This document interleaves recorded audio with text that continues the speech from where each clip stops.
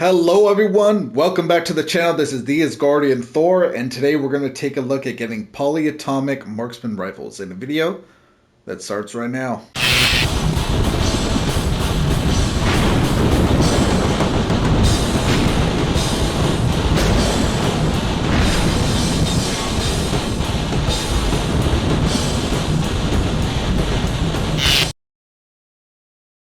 Alright, so the challenge for this is, first of all, you have to have all platinums throughout out every class to unlock the polyatomic challenge, and then once you unlock it, it's 25 headshots. We have a total of I believe six.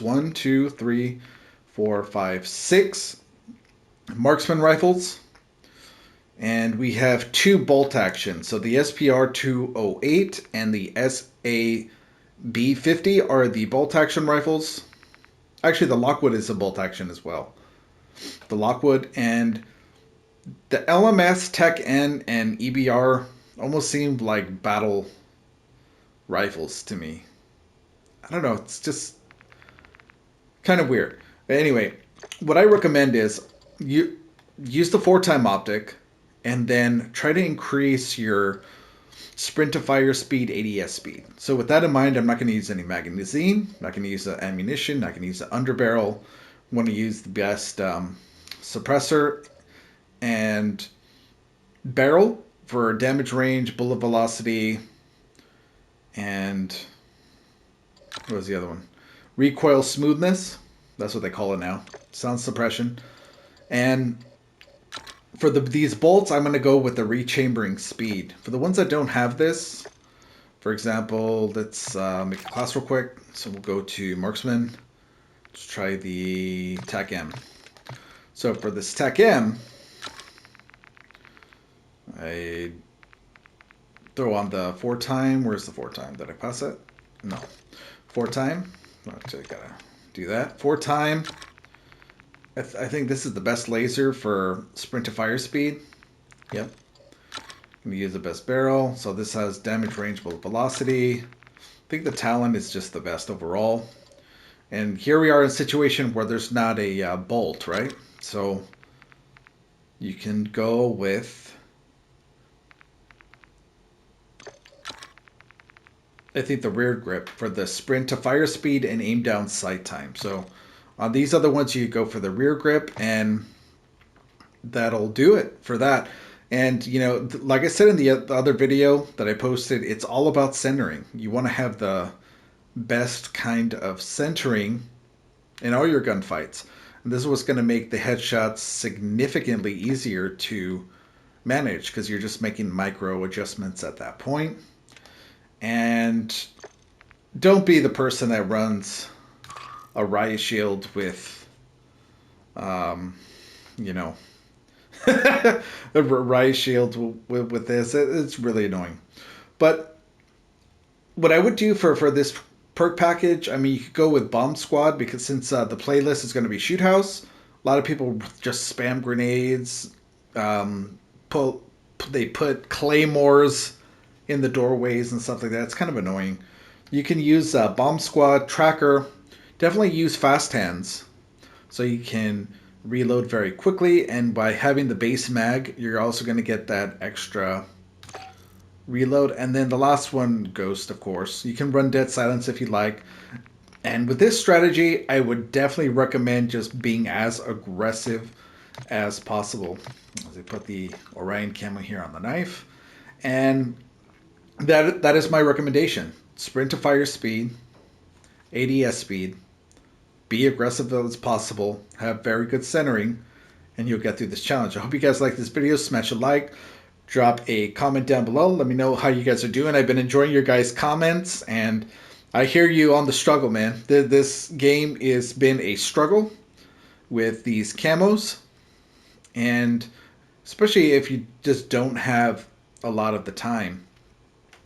And I'm there for you. You know, to embrace your inner Viking and push through. Take breaks when you need it, when you get frustrated, when you're at that point. Usually when I start missing a lot of shots is when I kind of take a break, go to the gym, get some food or something. Just kind of, get your mind away from the grind.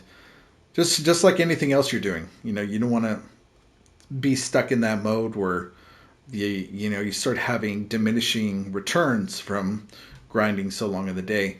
And hit the bell for the notification, as I've been posting daily. And I'll catch you guys in the next video. Horns up and skull. All right, so here we are. It's going to be the same kind of setup as the last few videos with the headshots, as that's all what polyatomic is at this point.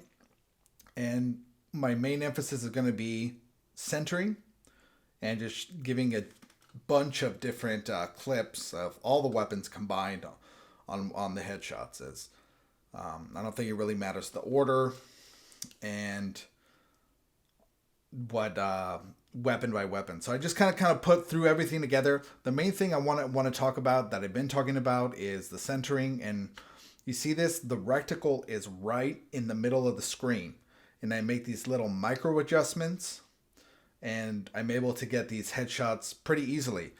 These Marksman rifles are very, very powerful. One shot, two shots, at most to kill someone, but they're mainly one shot weapons, and their fire rate is pretty generous. So if you miss your first shot, you'll have a very good follow-up shot. You'll be able to track there pretty nicely your enemy, even although it is kind of annoying when people are using the cast off 7.62 with the overpressure rounds. I mean, that is really annoying. Other than that, flinch shouldn't be a bother too much, and just being aggressive. You're able to be a lot more aggressive with these Marksman rifles than, say, the snipers that we did. So you see I'm pushing in a lot further, and since the damage is so great, especially for the headshots, you don't need extended mags. The fast hands I definitely recommend, so you can reload quicker.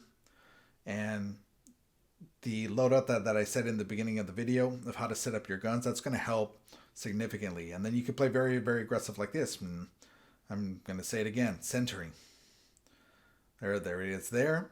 I mean, the shots just kind of happen themselves. I mean, it's amazing what the centering will do for you. You do these little micro managements, and what you can do is address your sensitivity if your sensitivity is too slow on the right stick.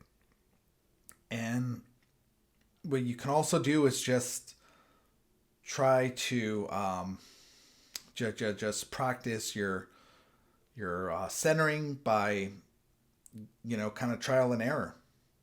You're making sure that your reticle is right in the middle of the screen, and you're probably going to lose a lot of gunfights at first, but within time, and not much time, because the way the gun's set up with sniper rifles, marksman rifles, stuff like even some of these battle rifles, the headshots are very, very powerful, and you'll end up getting a lot of kills. So my thing here is just keep practicing the centering, and there's a reason why they're giving you so many of these headshots to do as well, and it kind of forces you to practice it. So by doing these camo challenges, it's very important because you understand the gun mechanics a lot better, but also you really learn how to master the weapon. And that is the point. That is the whole point of doing these camo challenges and showing off the mastery, is that you have indeed mastered the weapon. You've gone through the grind, the headshots, the kills without dying, the long shots, the mounted kills, prone kills, crouch kills. Even though they're all annoying, believe it or not, by the time you're done with that weapon, it's like, oh, I understand how the weapon works. I understand its strengths and weaknesses. So that is what these camo challenges are for, and for completing it, I mean, you get the reward. So not only do you learn how to master using the gun, but you get the reward for the camos as well. So centering is very, very important. I'm going to keep talking about it throughout the rest of these videos, because the rest of the guns are just going to be about headshots at this point.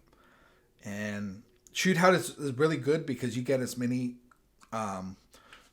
encounters as possible And sometimes this map does get a little bit slow with, let's say, team deathmatch, kill confirmed.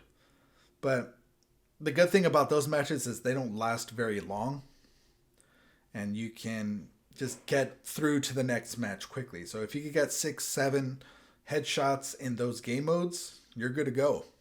When it comes down to hard point domination, you're going to have a lot more, and you'll probably finish off the weapon. The other thing I recommend is making another class, so when your gun is done, you can just swap out to the next class, and you don't have to worry about backing out of a match each time, because sometimes you're just frying in this match and you leave the match, and the way skill-based matchmaking works, and you're frying even though you left the match, you'll end up getting a tougher lobby. Hope this video has helped, and I'll catch you guys in the next one. Horns up and Skull.